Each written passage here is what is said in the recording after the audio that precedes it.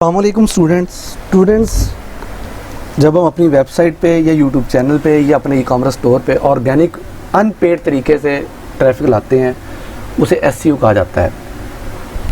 SEO कैसे काम करती है, कैसे हम एसईओ करते हैं, कैसे हम एसईओ करके अपनी वेबसाइट को टॉप पे लाते हैं, या हम पेज की एसईओ करके कैसे हम अपने प्रोडक्ट को या अपने कंटेंट को मार्केट करते हैं, या अपने यूट्यूब चैनल की वीडियो पे हम व्यूज़ लाते हैं, उसके ऊपर ऑडियंस लाते हैं, या अपने ई-कॉमर्स स्टोर पे हम कैसे अब सेल लेके आते हैं। इस बारे में मुकम्मल तफसील इंशाअल्लाह ताला आज से हम शुरू करने जा रहे हैं कि हम कैसे एसईओ करके हम ये काम कर सकते हैं। एसईओ को अच्छे अंदाज में समझने से पहले हमें इसके साथ सर्च इंजन को भी समझना होगा, क्योंकि हमने सर्च इंजन पे ही अपनी वेबसाइट को ऑप्टिमाइज़ करना है, या किसी भी चीज़ को, अपने पेज को या अपने स्टोर को सर्च इंजन की गाइडलाइन को फॉलो करते हुए हमने ऑप्टिमाइज़ करना है। तो इसलिए हमें सर्च इंजन को समझना भी ज़रूरी है। तो सबसे पहली बात है कि सर्च इंजन होता क्या है। तो student, search engine simple word में देखा जाए, सर्च इंजन एक सॉफ्टवेयर है जहाँ पे हम अपनी मर्ज़ी के कीवर्ड्स टाइप करते हैं, वो उसके अगेंस्ट हमारी मर्ज़ी के मुताबिक हमें रेलिवेंट रिज़ल्ट निकाल के हमें टॉप पे शो कर देता है।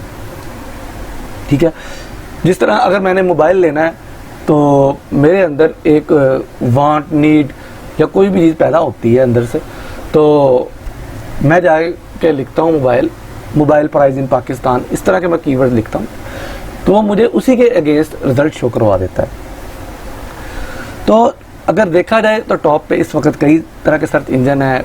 बेदू है जो कि चाइना में चलता है, और यानडेक्स है जो कि रशिया में चलता है, बिंग है, याहू है, गूगल है, डक डक गो है जो कि मोस्टली हैकर यूज़ करते हैं, जिनको अपनी प्राइवेसी का इशू रहता है, क्योंकि उसके अंदर आपकी जो सर्च हिस्ट्री है वो उसके अंदर सेव नहीं होती, उसके अंदर आपको ऐड शो नहीं होते। तो इसलिए मगर हमने चूँकि अपनी वेबसाइट को, अपने पेज को या किसी भी चैनल को अपने गूगल की गाइडलाइन को फॉलो करते हुए हमने उसको टॉप पर लाना है, तो इसलिए हम गूगल को ही पढ़ेंगे। गूगल को पढ़ने की सबसे मेन वजह क्या है, ये भी हम मुकम्मल बात आगे करेंगे कि गूगल पे ही हम क्यों जा रहे हैं। उसके बाद दूसरी बात ये आ जाती है कि सर्च इंजन का यूज़ क्या क्या है। तो स्टूडेंट, सर्च इंजन के सबसे बड़ा यूज़, सबसे बड़ा बेनिफिट वो ये है कि अगर सर्च इंजन ना होता तो हमारी ज़िंदगी बहुत मुश्किल में पड़ जाती। हमें यूआरएल बिल्कुल इस तरह याद रखने पड़ते हैं जिस तरह हमने फ़ोन नंबर याद रखने होते हैं, या हमने फ़ोन नंबर सेव करके रखे होते हैं। हमें सेम यूआरएल वहाँ पे टाइप करना पड़ता, या कॉपी करके पेस्ट करना पड़ता, हमारे अपने पास सेव रखना पड़ता। जिस तरह हमने फ़ोन नंबर सेव किए होते हैं, उसमें से एक भी वर्ड या एक भी की जो है वो आगे पीछे हो जाती है, तो हमारा रिज़ल्ट आउट हो जाता है। तो सर्च इंजन के आने से हमें यह बेनिफिट मिला है कि हम अपनी मर्ज़ी के गलत मलत भी कीवर्ड वहाँ पे टाइप कर देते हैं, तो वो हमारी मर्ज़ी के, हमारे इंटेंट का ख्याल करते हुए हमें सर्च इंजन हमें रिज़ल्ट दिखाना शुरू कर देता है। अगर मैं मोबाइल की प्राइस चेक करना चाह रहा हूँ तो मैं उसके स्पेलिंग चाहे गलत भी लिख देता हूँ, मगर फिर भी मुझे गूगल या कोई भी सर्च इंजन जो है वो मुझे मेरी इंटेंट के मुताबिक वो समझ आता है कि ये जो ऑडियंस, जो सीकर आया है, ये क्या करना चाहता है। इसे मोबाइल की प्राइस रिक्वायर है, वो अलग बात है कि इसे स्पेलिंग नहीं आते, तो उसी चीज़ का ख्याल रखते हुए वो मुझे रिज़ल्ट शो करवाना शुरू कर देता है।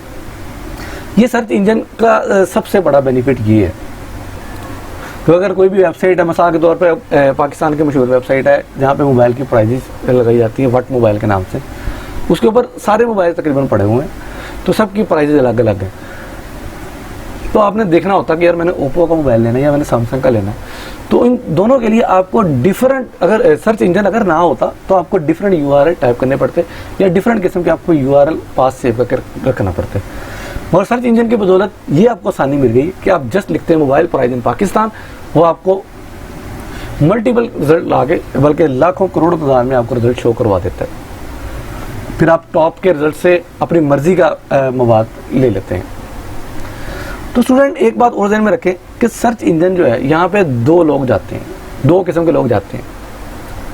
मिसाल के तौर पे जैसे मुझे मोबाइल की ज़रूरत पड़ी है, मैं गया हूँ मोबाइल सर्च इंजन के पास कि मैंने ये वाला मोबाइल लेना, मैंने ओप्पो का लेना है, सैमसंग का लेना, मुझे इसकी प्राइस दिखाओ। ठीक है, ये तो एक बात होगी। अब दूसरा बंदा कौन जाता है? दूसरा बंदा वो जाता है कि मिसाल के तौर पे अगर मैंने वेबसाइट बनानी है, तो मैं यही चेक करने जाता हूँ कि जो टिपिकल यूज़र है, जो सीकर है, जो वहाँ पे मवाद हासिल करने के लिए आ रहा है, वो किस तरह सर्च कर रहा है, वो किन चीज़ों को मद्देनजर रख रहा है, उसकी सर्च का अंदाज क्या है, उसकी इंटेंट क्या है, वो इन्फॉर्मेशन चाहता है, वो चीज़ खरीदना चाहता है। ये आपको आगे सारी चीज़ें समझाई जाएगी कि कीवर्ड्स की भी एग्जाम होती है, इन्फॉर्मेशनल होते हैं, कुछ कमर्शियल कीवर्ड्स होते हैं। तो ये सारी चीज़ें वो उसमें आपकी इंटेंट शो होती है, वो यूज़र की इंटेंट शो होती है कि वो यूज़र चाहता है क्या, चीज़ खरीदना चाहता है या फिर जस्ट इंफॉर्मेशन लेने के लिए आया है या फिर कुछ चीज़ बेचने आया है। वो इन सारी चीज़ों को जो सर्च इंजन है वो इन सारी चीज़ों का ख्याल करता है। और जो प्रॉपर्टी ओनर है या जिसने चैनल रैंक करवाना है, वेबसाइट रैंक करवानी है, पेज रैंक करवाना है, वो भी यही चीज़ देखने जाता है कि ये जो सीकर जो आ रहा है वो क्या क्या सर्च करके आ रहा है, वो किन चीज़ों पर सर्च करके, अगर उसने मोबाइल की प्राइस उसे मालूम करनी है तो वो किन कीवर्ड्स को टाइप करता है, अगर उसने मोबाइल की स्पेसिफिकेशन देखनी है तो वो किन कीवर्ड्स को टाइप करता है, अगर उसने मोबाइल के न्यू मॉडल जो लॉन्च होने वाले हैं अगर वो देखना चाह रहा है तो वो कौन से कीवर्ड वो टाइप कर रहा है। अगर वो कीवर्ड टाइप कर रहा है तो आया मेरे पास इतनी स्पेस है वहाँ पे कि मैं अपनी वेबसाइट को वहाँ पे रैंक करवा सकूँ, या उसका कंपटीशन क्या है, उस पर ऑलरेडी कितने लोग उस मवाद पे सर्च आउट कर रहे हैं। अगर मैं वहाँ पे जाके कंटेंट बनाऊंगा, मैं भी अपने आप को ग्रो करा पाऊंगा कि नहीं, मेरा रिजल्ट पहले नंबर पे आएगा या 100वें नंबर पे मेरी वेबसाइट जाके आएगी, मेरा पेज 10वें नंबर पे शो होगा या फर्स्ट नंबर पे शो होगा। ठीक है, ये सारी चीज़ें वो देखता है। और दूसरी बात जो है वो प्रॉपर्टी ओनर ये देखता है कि सर्च इंजन क्या कर रहा है। सर्च इंजन यार मोस्ट बात है, एक आम सी बात है, एक जनरल बात है कि कोई भी दुकानदार, कोई भी जो कारोबार व बिजनेसमैन है वो ये चीज़ ख्याल रखता है कि मेरा जो क्लाइंट है वो क्या चाहता है, जिससे मैं बिजनेस ले रहा हूँ, जिसको अपनी चीज़ बेच रहा हूँ, जिसको मैं अपना कंटेंट आगे शेयर कर रहा हूँ, वो क्या चाहता है, उसकी इंटेंट का ख्याल रखते हुए वो अपनी गाइडलाइन बनाता है। अब यहाँ पे आपके सामने 3 पार्टीज़ हैं, एक सर्च इंजन, ये थोड़ी सी तरतीब आगे पीछे है, ये ध्यान में रखें, एक सर्च इंजन है और उसके बाद एक सीकर है और एक वेबसाइट ऑनर है। अब जब आपने वेबसाइट बनानी है, जब आपने अपना चैनल या पेज बनाना है तो आपने क्या चीज़ देखनी है, आपने सबसे पहले सर्च इंजन के पास जाना है। सर्च इंजन से पूछना है कि आपके टर्म्स एंड कंडीशंस क्या क्या हैं, आप कौन सी गाइडलाइन को फॉलो करते हुए लोगों की वेबसाइट को रैंकिंग में लेके आते हैं। ठीक है, वो आपसे कहेगा कि आप चेक करें कि जो सीकर है वो क्या सर्च कर रहा है। आप सीकर की इंटेंट का ख्याल रखें, अगर सीकर खुश हो गया तो मैं भी खुश हो जाऊंगा। अगर सीकर के मर्जी के मुताबिक आपने मवाद प्रोवाइड कर दिया तो मैं आपको सर्च रिजल्ट में ले आऊँगा। मगर वहाँ पे भी एक शर्त होती है कि जो आप मटेरियल प्रोवाइड कर रहे हैं वो इलीगल ना हो, वो आपके नेशनल और इंटरनेशनल कवानीन के से मैच कर रहा हो। ठीक है, अगर कोई बंदा असले की वेबसाइट बना लेता है या कोई और ड्रग्स की वेबसाइट बनाता है तो वो उसको वैसे उठा के क्या कहते हैं कचरे के बॉक्स में फेंक देगा, सैंड बॉक्स में उससे डाल देगा, वो उसे ना रैंकिंग देगा ना कुछ देगा, वो आपकी वेबसाइट का फ़ायदा ही नहीं होगा। ठीक है, तो ये चीज़ें सारी जो ना, अब इन अगर आपने वेबसाइट बनानी है आपने इन दोनों का ख्याल करना है, क्योंकि सर्च इंजन जो है वो किसका ख्याल करता है, वो आपका ख्याल नहीं करता, वो ये ख्याल करता है कि जो ऑडियंस है वो क्या चाहती है, जिसकी वजह से मुझे बिजनेस मिल रहा है, जिसकी वजह से मेरे पास एड्स आ रहे हैं, वो क्या चाहती है। ठीक है, वो अगर उनका ख्याल नहीं करेगा तो सर्च इंजन जाहिर सी बात है फ्लॉप हो जाएगा। सर्च इंजन जैसे बाकी सर्च इंजन है, याहू है, बिंग है, उनको इतनी पसीराई नहीं मिली जितनी गूगल को मिली है। उसकी क्या वजह है कि वो ऑडियंस की इंटेंट का ख्याल नहीं करते। तो इसलिए हमने भी जब जाना है, हमने ऑडियंस की अगर हमने मोबाइल की प्राइस पे हम वेबसाइट बना रहे हैं, ये मैं आपको सिंपल मिसाल दे रहा हूँ, इसका मतलब नहीं कि आप इसी पे जाकर वेबसाइट बनाएं। अगर आपने वेबसाइट बनानी है तो आपने उसकी इंटेंट का ख्याल करना है। ठीक है, और यहाँ पे मैंने एक और टर्म लिखी है, search engine result pages.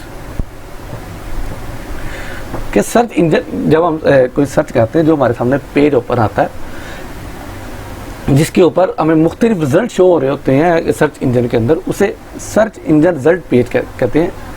SER सर्प के नाम से उसे कहा जाता है। उसे सिंपल वर्ड में बिल्कुल उसका जो सर्प है वो इसी का मुखाफफ है। ठीक है, तो इन चीज़ों को गाइडलाइन करना है। तो हमने ये भी देखना है कि सर्प के अंदर वही पेजेस शो होते हैं, वही वेबसाइट उनके अंदर आती हैं जो कि गूगल की गाइडलाइन को, सर्च इंजन की गाइडलाइन को मुकम्मल तौर पे फॉलो करती हैं। जो उसके अगेंस्ट जाती हैं वो गूगल वैसे ही उनकी तो अपने पेज से हटा देता है, सर्फ से हटा देता है। जब वो सर्फ से हटा देता है, फिर चाहे आप 100वें नंबर पे भी हो तो आपको रैंकिंग नहीं मिलने वाली। स्टूडेंट, हमने ये तो देख लिया कि जो सर्च इंजन है वो अपने सीकर की इंटेंट का ख्याल रखते हुए अपनी गाइडलाइन, अपने रूल्स और टर्म्स एंड कंडीशन बनाता है। तो अब जो इस सॉफ्टवेयर का ये जो काम है, जो इसका एल्गोरिथम है, वो कैसे काम करता है, वो मैं आपको आप उसको सिंपल वर्ड में ये समझे कि देखें, कोई भी वेबसाइट है वो 3 वर्ड से शुरू होती है, www, ठीक है, जैसे www.urdupoint.com। तो ये www वर्ल्ड वाइड वेब का मुखाफा है, यहाँ पे ट्रिलियन वेबसाइट पड़ी हुई है, ठीक है। और जब कोई भी कंटेंट क्रिएटर, कोई भी प्रॉपर्टी ओनर जब अपनी प्रॉपर्टी वहां पे बिल्ड करता है, या कंटेंट क्रिएटर अपना कंटेंट पब्लिश करता है, तो वो जो क्रॉलर होती है, जिसे गूगल स्पाइडर भी कहा जाता है, वो उसका डाटा वहां से उठा के इसके लोकल हार्ड ड्राइव में सेव कर देती है। जो इसके पीछे डाटाबेस में जो हार्ड डिस्क पड़ी हुई है, वहां पे जाके गूगल के जो हार्ड डिस्क है वहां पे जाके डाटा सेव कर देता है। अगर मैं एक कंटेंट क्रिएटर हूँ, मैं कंटेंट जैसे ही पब्लिश करता हूँ, क्रॉलर जो है वो वहां से मेरा डाटा उठाएगी, क्योंकि क्रॉलर का काम ही ये है, वो रेंगती है, जिसे गूगल स्पाइडर भी कहते हैं, जैसे मकड़ी है, वो रेंगती रेंगती जाला बुनती बुनती आगे चलती है, ठीक है। जैसे मकड़ी जाला बनाती है, वैसे ये वेबसाइट का एक जाला बनाती रहती है और साथ में डाटा सेव कर देती है, एक मखसूस जगह पे जाके वो डाटा सेव कर देती है। फिर उसके बाद बारी आती है इंडेक्सर की। इंडेक्सर क्या करता है? इंडेक्सर देखता है कि जो प्रॉपर्टी बिल्डर ने, जो प्रॉपर्टी ओनर है, इसने जो डाटा सेव किया वो डाटा किस किस्म का है, वो इंफॉर्मेशनल डाटा या कमर्शियल डाटा या कोई और कैटेगरी में आ रहा है, ठीक है। उसके अंदर कोई किस कैटेगरी में वो डाटा आ रहा है, तो वो उसे उठा के उस कैटेगरी में डाल देता है, ठीक है। तो उसके बाद वो ये भी देखता है कि ये जो डाटा, ये इसकी ऑडियंस कौन कौन सी है, ठीक है। उस हिसाब से वो एक मखसूस कैटेगरी में जाके डाटा डाल देता है। फिर उसके बाद बारी आती है एक रैंकिंग एल्गोरिथम की। जब कोई भी सीकर या टिपिकल यूजर आके मवाद सर्च करता है, वो चेक करता है कि वो अपनी मर्जी का मवाद, रेलिवेंट कीवर्ड जो जब वो टाइप करता है, तो रैंकिंग एल्गोरिथम जो अब अपना काम करना शुरू कर देता है। रैंकिंग एल्गोरिथम का क्या काम होता है? वो ये देखता है कि जो सर्च करने आ रहा है इसकी इंटेंट क्या है, वो कोई चीज खरीदना चाह रहा है या जस्ट इंफॉर्मेशन लेना चाह रहा है, ठीक है। तो वो इन चीजों को देखते हुए वो उस तरह का मवाद उठा के ला के उसे दे देता है, ठीक है। इसको एक सिंपल मिसाल में मैं आपको इस तरह समझाता हूँ कि मिसाल के तौर पे आपके गारमेंट्स की दुकान होती है, तो आप एक बहुत ज्यादा बल्क में माल मंगवाते हैं, पूरा कंटेनर आप मंगवाते हैं अपने वेयर हाउस में। वो जब कंटेनर आता है तो सबसे पहले क्रॉलर जो है वो उसे वेलकम करती है, स्पाइडर जो है वो उसे वेलकम करती है। वो पूरा कंटेनर उठा के आपके वेयर हाउस में मखसूस जगह पे रख देती है, आपके गोदाम में रख देती है। उसके बाद बारी आती है इंडेक्सर की। इंडेक्सर क्या करता है? क्योंकि आपको गारमेंट्स है, इंडेक्सर क्या करता है? इंडेक्सर लेडीज के अलग करता है, जेंट्स के अलग करता है, बेबी गारमेंट्स जो है वो अलग करता है, स्मॉल साइज अलग करता है, एक्स्ट्रा लार्ज अलग करता है, लार्ज साइज अलग करता है, मीडियम साइज अलग करता है, ठीक है। इनको 4 कैटेगरी में, या आप सिंपल वर्ड में ये कह लें कि इंडेक्सर का काम ही कैटेगराइज करना होता है, डाटा को कैटेगराइज करना होता है, वो कैटेगरी का। फिर उसके बाद जब कोई सीकर या कोई बायर वहां से चीज खरीदने आता है, या कोई कस्टमर वहां से चीज खरीदने आता है आपके पास, आपकी गवर्नमेंट की शॉप में, तो जो सेलमैन है वो इसे वेलकम करता है। उसे पता होता है कि चीज कहाँ पे पड़ी हुई है, इंडेक्सर ने चीज कहाँ पे रखी हुई है। वो जाता है वहां से उठा के चीज ला के उसे पेश कर देता है, ठीक है। वो देखता है कि कस्टमर क्या चाहता है, कस्टमर स्मॉल साइज लेना चाहता है, लेडीज की गारमेंट्स लेना चाहता है, जेंट्स की गारमेंट्स लेना चाहता है, वो चीज का ख्याल रखते हुए वो उसे ला के चीज को दे देता है। तो अक्सर लोग सिर्फ इस चीज पे जोर देते हैं कि हमने वेबसाइट को रैंक करवाना, मगर सिर्फ वेबसाइट रैंक करवाने से रैंक नहीं होती। वेबसाइट रैंक करने से आपकी पेज चाहे ऊपर आ भी जाए, मगर जब आपके जो सीकर है, जो आपकी ऑडियंस है, उसको रेलिवेंट मवाद नहीं मिलेगा, या आप प्रॉपर अच्छे अंदाज में अपनी ऑडियंस को ग्रैब नहीं कर पाएंगे, आप उस तक पहुंच नहीं पाएंगे, तो फिर आपकी वेबसाइट पे जो उसका जो टाइम है, डीवी टाइम जिसे कहते हैं, या बाउंस रेट जो होता है वो गिर जाता है, ठीक है। ये सारी चीजें हम आगे पढ़ेंगे, डीवी टाइम क्या होता है, बाउंस रेट क्या होता है, ये चीजें हम आगे पढ़ेंगे। तो हमने क्या करना है, हमने अपनी वेबसाइट की क्रॉलिंग भी अच्छे अंदाज में करवानी है, उसके बाद उसकी इंडेक्सिंग भी अच्छे अंदाज में करनी है, और उसके बाद उसको रैंक भी अच्छे अंदाज में करवाना है। ये इन तीनों स्टेप से हम गुजरेंगे तो फिर ये हमारी वेबसाइट, हमारा कंटेंट जो है वो हमारे रेलिवेंट ऑडियंस के पास पहुंच सकेगा। क्योंकि अगर हमारा कंटेंट रेलिवेंट ऑडियंस के पास नहीं पहुंचता, ऐसी ऑडियंस के पास पहुंचता है जिसे उस चीज की जरूरत ही नहीं है, तो फिर वो ऑडियंस जो है वो हमारे पेज पे ठहरेगी नहीं। तो हमारी जो वेबसाइट है, हमारा जो पेज है, हमारा जो चैनल है, जो हमारा ई कॉमर्स स्टोर है, वो ऑटोमेटिकली डी रैंक होता होता सर्च के नीचे वाले पेज पे चला जाएगा।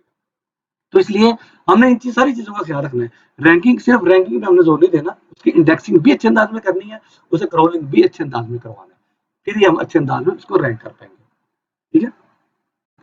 तो अब ये जो रैंकिंग एल्गोरिथम है, ये अब क्या करता है, ये देखता है ये किन चीजों को मद्देनजर रखते हुए वेबसाइट को रैंक करता है। वो देखता है कि यार ये 3 वेबसाइट्स है मेरे पास आई। इंडेक्सर जो है वो 3 वेबसाइट मेरे पास पड़ी हुई है। इंडेक्सर ने 30 वेबसाइट इस कैटेगरी में रखी है। या मैं सिर्फ आपको मिसाल दे रहा हूँ, 3 की 30 भी हो सकती है, 300 भी हो सकती है, 3000 भी हो सकती है, और 30,000 भी हो सकती है। ठीक है, ये जस्ट एक एग्जाम्पल के तौर पे आपको बता रहा हूँ।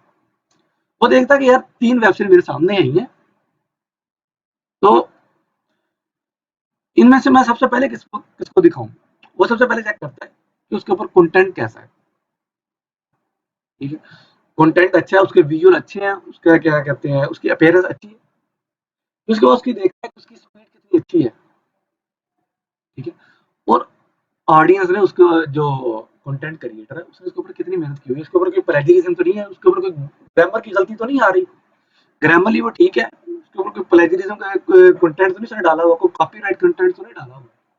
ठीक है, या उसने कोई इलीगल काम करके तो नहीं उसने खुद को रैंक करवाने की कोशिश की, या कीवर्ड स्टफिंग तो नहीं की हुई उसने। ये सारी चीजें देखते हैं। फिर उस भी आप पे जैसे देखते हैं, जैसे एक एग्जामिनर जो है, वो उसके ऊपर उसके पास 100,000 ऑफ पेपर्स आते हैं, वो सबको चेक करता है। वो किसी को 100 नंबर दे देता है, किसी को 99 दे देता है, किसी को 100 प्लस भी दे देता है। तो यहाँ मैं सिर्फ आपको समझाने जा रहा हूँ, किसी को 99 देता है, किसी को 80 देता है, किसी को बिल्कुल वो फेल कर देता है। वो इन सारी चीजों को, जो रैंकिंग एल्गोरिथम है, वो इन सारी चीजों को देख रहा होता है। वो किन किन चीजों को देखता है ये हम आगे पढ़ेंगे, मगर हमने इन सारी चीजों, इन बातों का हमने अभी से ख्याल करना है कि हम उसकी जो गाइडलाइन है, कैसे हम अपनी अच्छी क्रॉलिंग करवाएं, कैसे इंडेक्सिंग करवाएं, कैसे हम उसके बाद उसको रैंकिंग करवाएं। तो वो एग्जामिनर जो है, जो रैंकिंग एल्गोरिथम, मैं उसको एग्जामिनर कह रहा हूँ, जैसे पेपर को चेक करने वाला होता है, वो उसी तरह आपको रैंक कर दे, नंबर दे देता है। 100 में 100 दे देता है, दूसरे को 99 में से 9 दे देता है, तीसरे नंबर पे आने वाले को 99 में 100 में से 99 98 दे देता है, फिर 97 दे देता है, 96 95। इस तरह ही वो क्या कहते हैं, वो नंबर से सर पे शो होना शुरू हो जाती है। ठीक है, तो हमें इन सारी चीजों का ख्याल रखना है। तो कुछ लोग कहते हैं कि बस के ऊपर टेक्निक यूज करें। अगर टेक्निक हमने उस वक्त यूज करनी है जब हमने स्किल को अच्छे अंदाज में समझ लेना। अगर हम टेक्निक की बेस पे, जुगाड़ की बेस से हम खुद को रैंक करवाने की, खुद की इंडेक्सिंग करवाने की, खुद को क्रॉलिंग करवाने की कोशिश करेंगे, तो ये सिर्फ 4 दिन की चांदनी है। फिर उसके बाद एक आदमी गूगल की कोई अपडेट आ गई, वो गूगल हमारी वेबसाइट उठा के कचरे बॉक्स में फेंक देगा। हमारी सारी मेहनत जो है, जितने हमने आर्टिकल लिखे हैं, वो सारे जाया। ठीक है, हम फिर से जीरो पे आए खड़े हो जाएंगे। इसलिए हमने ये सारी चीजों को देखना है। जैसा कि मैंने पहले बात की कि सर्च इंजन कैसे काम करता है, वो किसके इंटेंट का ख्याल करता है, वो क्रॉलिंग कैसे करता है, इंडेक्सिंग कैसे करता है, उसके ऊपर कंटेंट कितना पब्लिश होना, किस तरह पब्लिश होना चाहिए, उसकी स्पीड कितनी होनी चाहिए, उसकी सिक्योरिटी कैसी होनी चाहिए, वो कैसे चेक करनी है, वो सारी मैं चीजें आपको आगे बताऊंगा जब हम प्रैक्टिकल की तरफ जाएंगे। अभी मैं सिर्फ आपकी बेस बना रहा हूँ, ये मैं एक आपको साइकी बता रहा हूँ। अगर आप यूट्यूब चैनल पे भी अपनी वीडियो बनाते हैं, तो इन सारी चीजों का आपने ख्याल रखना है कि कंटेंट जो मैंने वीडियो बनाई है उसकी रेजोल्यूशन अच्छी हो, उसकी एसईओ अच्छी हो। ये वहाँ पे ये चीज मैटर नहीं करती कि आपका कंटेंट कितना पुराना है, वहाँ एक दिन में वायरल हो सकता है। अगर आपकी रेजोल्यूशन अच्छी हो, वीडियो की 4K जो चल रही है, वो उस पे उस रेजोल्यूशन पे आप वीडियो बनाएं, उसकी अच्छी एसईओ करें। ठीक है, उसकी अच्छी डिस्क्रिप्शन डालें, उसके अंदर आप प्रॉपर कीवर्ड्स डालें, टैग्स डालें, उसके ऊपर अच्छा थंबनेल डालें, ताकि आपका आपकी जो वीडियो है, जो आपका कंटेंट है, वो डी रैंक होने के बजाय ऊपर जाए। ठीक है, फर्स्ट पेज पे है। तो अब स्टूडेंट बारी आती है कि एसईओ कितनी किस्म की होती है। एसईओ अमूमन 2 किस्म की होती है, एक ऑन पेज और ऑफ पेज, और एक टेक्निकल एसईओ भी होती है, उसके बारे में मैं आपको बताता हूँ। कुछ लोग टेक्निकल एसईओ को टेक्निकल एसईओ अलग टाइप शुमार ही नहीं करते। वो ये कहते हैं कि टेक्निकल एसईओ जो है वो ऑन पेज में भी यूज की जा सकती है और ऑफ पेज में भी यूज की जा सकती है। और कुछ माहिरीन तो ये भी कहते हैं कि जो टेक्निकल एसईओ ये ऑन पेज एसईओ का ही हिस्सा है। अब हम सबसे पहले ऑन पेज और ऑफ पेज एसईओ को समझते हैं। ऑन साइट और ऑफ साइट एसईओ। देखिए, ऑन पेज एसईओ या ऑन साइट एसईओ, इसका ये मतलब है कि जिसके ऊपर आपका मुकम्मल कंट्रोल होता है। आप अपनी मर्जी से उसकी एसईओ कर सकते हैं, उसको रैंक करवा सकते हैं। आप जहाँ पे जिस तरह के कीवर्ड, यानी कि जो भी आप उसकी टर्म्स एंड कंडीशंस को फॉलो करते हुए आप खुद, आपका खुद का कंट्रोल होता है। आप उसे प्रॉपर खुद अच्छे अंदाज में कर सकते हैं। आपकी जो आपने टेक्निकल उसके अंदर तब्दीलियां लाई होती है, उसके अंदर चेंजिंग की होती है, उसको कोई छेड़खानी नहीं कोई कर सकता। ठीक है, उसके ऊपर आपका मुकम्मल कंट्रोल होता है। जैसे वो आपकी प्रॉपर्टी होती है, वो आपकी प्रॉपर्टी के अंदर काम हो रहा होता है, तो उसको कोई भी छेड़ नहीं सकता आपकी इजाजत के बगैर। और दूसरा आती है ऑफ पेज। ऑफ पेज और ऑफ साइड एसईओ, वो एक आपकी बाउंड्री से, आपकी जो प्रॉपर्टी की बाउंड्री होती है, उसके चार दीवारी होती है, उसके बाहर काम हो रहा होता है। ठीक है, उसके बाहर काम हो रहा होता है, उसको लोग छेड़ भी सकते हैं। वो आपकी क्या कर, जो आपने वर्क किया होता है, जो आपने लिंक से बिल्ड किए होते हैं, वो उसको कोई भी हटा भी सकता है। ठीक है, वो उसकी ऑनरशिप किसी दूसरे के पास होती है। इसको मैं सिंपल वर्ड में आपको ये समझाता हूँ कि मिसाल के तौर पे आपकी एक रोड पे आपकी शॉप हो और पास में एक चौक हो। आप चौक के ऊपर अपनी कंपनी का, अपनी दुकान का इश्तेहार लगाते हैं। एक तो आपने लगाया ना, अपनी दुकान के ऊपर लगाया, अपनी दुकान के अंदर लगाया वो इश्तेहार, उसको तो कोई भी छेड़खानी नहीं कर सकता। वो आप जैसा मर्जी इश्तेहार लगाएं, बड़े से बड़ा बोर्ड लगाएं, बिल बोर्ड लगाएं, जो भी करें, उसको तो कोई भी नहीं छेड़ सकता। मगर जहाँ पे आपकी प्रॉपर्टी खत्म हो जाती है, जहाँ पे आपकी शॉप की बाउंड्री जो है वो खत्म हो जाती है, उसके बाहर जो काम, मिसाल के तौर पे वो चौक के ऊपर जो बिल बोर्ड लगा हो, उसके ऊपर उन्होंने लिखा होता है कि भाई यहाँ पे ये शॉप है, उसके ऊपर साथ नीचे तीर का निशान बनाया होता है, और वो जो बोर्ड लगा हो, उस बोर्ड को कोई भी किसी वक्त भी हटा सकता है। ठीक है, वो सरकारी इदारा भी कोई हटा सकता है। वो, या अगर किसी की प्रॉपर्टी पे आपने लगाया हुआ है, किसी की दीवार पे आपने बोर्ड लगाया हुआ है, या बैनर आपने किसी की दीवार पे लगाया हुआ है, तो वो जब चाहे कोई भी हटा सकता है। अगर गवर्नमेंट क्या कहते हैं, कोई ऑपरेशन कर रही है इनके खिलाफ, जो मुख्तलिफ जगह पे वॉल चेकिंग हुई है उसके खिलाफ, या बोर्ड के खिलाफ, जो बिजली के खंभों पे जो बोर्ड लगे उनके खिलाफ कोई ऑपरेशन करती है, वो उसे किसी भी वक्त हटा सकती है। ठीक है, हालांकि वो रेफर यही कर रहा है, वो जो उस तरफ जो ट्रैफिक आ रही है, उस चौक तक जो ट्रैफिक आ रही है, उनको बता रहा है कि इस फील्ड के मतलब यहाँ पे शॉप मौजूद है। ठीक है, यहाँ पे इस साइड पे है माल, या बैंक जो है वो इस साइड पे है। वो वहां पे रेफर तो कर रहा है, मगर उसे कोई भी हटा सकता है। वो आपकी प्रॉपर्टी के अंडर नहीं आती है। बेशक काम आपने किया हो, बैनर आपने लगवाया हो, मगर वो आपकी प्रॉपर्टी के अंडर नहीं आती, उसे कोई भी रिमूव कर सकता है। तो इसलिए ये मैंने सिंपल मिसाल मुझे यही समझ में आई। ठीक है, अब मैं आपको बताता हूँ कि एक ऑन पेज ऐसी होती है जिसके अंदर हम प्रॉपर अच्छे अंदाज में कंटेंट ऑप्टिमाइजेशन करते हैं, अच्छे अंदाज उसके अंदर कीवर्ड डालते हैं, उसको के जो HTML के जो पेजेस होते हैं उसको हम अच्छे अंदाज में, जो उसकी कोडिंग होती है उसे अच्छे अंदाज में ऑप्टिमाइज करते हैं, और अपने कंटेंट में अच्छे रेलिवेंट जो है वो रैंक कीवर्ड डालते हैं, और हम जो हमारा URL होता है उसको अच्छे अंदाज में हम ऑप्टिमाइज करते हैं, और जो हमारी इमेजेस हम उसमें यूज की होती है हम उसको अच्छे अंदाज में करते हैं। उसके बाद हम उसको टेक्निकल एस्पेक्ट से हम अच्छे अंदाज में उसकी जो कोडिंग है, उसकी जो डेवलपिंग है वो करते हैं। ये सारी चीजें हमारे इख्तियार में होती है। और जो ऑफ पेज ऐसी आती है इसके अंदर बैक लिंक्स होते हैं, जिनका हमने दूसरी वेबसाइट पर जाकर बैक लिंक्स बनाए होते हैं, डोमेन अथॉरिटीज होती हैं, कि कैसे डोमेन अथॉरिटी को हमने अप करना है। उसके बाद सोशल लिंक्स होते हैं, हमने मुख्तलिफ पेजेस पे जाके मुख्तलिफ सोशल पेजेस पे जाकर हमने अपने लिंक छोड़े होते हैं, ताकि हमारे वेबसाइट पे, हमारे पेज पे ट्रैफिक आए। हमने मुख्तलिफ जगह जाकर फॉर्म सबमिशन किए होते हैं, जहाँ पे हमने अपने लिंक छोड़े होते हैं। ये ऑफ पेज ऐसी होती है। और ये back link, domain authority, social links, form filling, ये कोई भी जिसकी प्रॉपर्टी हमने ये काम किया है वो किसी भी वक्त हमें वहां से रिमूव कर सकता है। ठीक है, तो इसलिए ये चीज समझना बहुत जरूरी है कि ऑन पेज और ऑफ पेज एसईओ में, सिंपल वर्ड में ये कहना है कि ऑन पेज एसईओ में आपका मुकम्मल कंट्रोल होता है, और ऑफ पेज एसईओ में आपका कोई कंट्रोल नहीं होता है। वो आप कर भी सकते हैं, वो किसी वक्त भी रिमूव भी हो सकती है, उसका प्रॉपर्टी ऑनर कोई किसी वक्त भी आपको वहां से उठा सकता है। वो तीसरी टर्म आ जाती है टेक्निकल एसईओ। टेक्निकल एसईओ में आ जाता है कि पेज की स्पीड, जैसा कि मैंने पहले बताया कि जो एग्जामिनर है, जो रैंकिंग एल्गोरिथम है, उस पे आपको रैंकिंग देता है कि आपकी वेबसाइट की, आपके पेज की स्पीड कितनी अच्छी है। ठीक है, वो कितनी देर में लोड हो रही है, वो ब्राउजिंग में कितना टाइम ले रही है, लोडिंग में कितना टाइम ले रही है, ठीक है, वो इन सारी चीज़ों को देखता है। अगर लोडिंग में वो ज़्यादा टाइम ले रही है, तो ज़ाहिर-सी बात है ऑडियंस ज़्यादा देर इंतज़ार नहीं करती, वो दूसरे पेज पे चली जाएगी। उसने 3 वेबसाइट एक टाइम में ओपन करनी है, 3 टैब्स में, अगर आपकी वेबसाइट ओपन नहीं हुई, वो दूसरे पेज पे चला जाएगा, दूसरे की वेबसाइट पे चला जाएगा। वहाँ से उसका रेलेवेंट मवाद मिल गया, हो सकता है उसे बुकमार्क में डाल दे और नेक्स्ट वहीं से अपना मवाद ले। तो इसलिए हमने ये चीज़ का कभी ख्याल रखना होता है, वो उसका लोड टाइम का ख्याल रखना होता है। उसकी वजह से मैंने पहले कहा, उसे अच्छे अंदाज में क्रॉलिंग करनी होती है, उसकी अच्छे अंदाज में इंडेक्सिंग करनी होती है, अच्छे अंदाज में वेबसाइट का स्ट्रक्चर बनाना होता है, ताकि देखने वाले को अच्छा लगे, उसको समझ में आए, कैटेगरी अच्छे अंदाज में हो।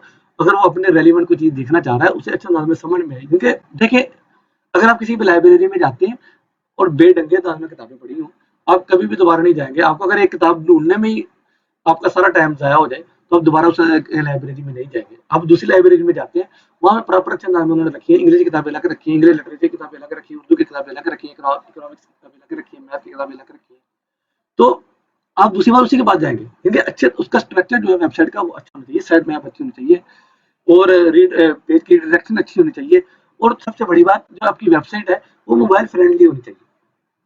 क्योंकि मोस्टली जो अब तो मोस्टली मैं कहता हूँ 70 से 80% जो यूज़र है, वो मोबाइल पे ही वेबसाइट ऑन करता है। तो हमने अपनी वेबसाइट को प्रॉपर मोबाइल फ्रेंडली बनाना होता है, ठीक है? तो प्रॉपर्टी चाहे कोई भी हो, जो मैंने आपको ये साइकिल बता रहा हूँ, प्रॉपर्टी आपकी कोई भी हो, वेबसाइट है, यूट्यूब चैनल है, ई-कॉमर्स स्टोर है, कोई भी हो, आपने उसको इन सारी चीज़ों का आपने इन यहाँ पे ये अप्लाई हो रही है, क्योंकि वेबसाइट आपका एक ऑन मीडिया बिल्ड होता है, इसलिए मैं वेबसाइट पे ज़्यादा जोर दे रहा हूँ। हो सकता है कि इसके ऑप्शन जो है वो वेबसाइट के अलावा कहीं और ना हो, मगर आपने ये माइंडसेट जो है ना, वो यही बना के रखना कि एसईओ के बंदे का माइंडसेट इस तरह का होना चाहिए, फिर ही वो आगे चल सकता है। वो जब आपको ये वाले माइंडसेट आपका क्लियर हो जाएगा, आपका एसईओ का माइंडसेट बन जाएगा, फिर आपको ना वेबसाइट रैंक करने में मुश्किल होगी। इसको सिंपल दूसरे अल्फाज में अगर मैं यूँ कहूँ, अगर आपको वेबसाइट रैंक करना आ गई अच्छे अंदाज में, ना आपको यूट्यूब चैनल रैंक करवाना मुश्किल होगा, ना फाइवर पे गिग रैंक करवानी मुश्किल होगी, ना फेसबुक पेज, ना अपना स्टोर रैंक करवाना मुश्किल होगा, ठीक है? क्योंकि आपको बेसिक साइकी समझ में आ जाएगी, अपनी ऑडियंस की साइकी आपको समझ में आ जाएगी। जब आपको अच्छे अंदाज में साइकी समझ में आ जाएगी, तो फिर आप पेड ऐड भी अच्छे अंदाज में चला सकेंगे।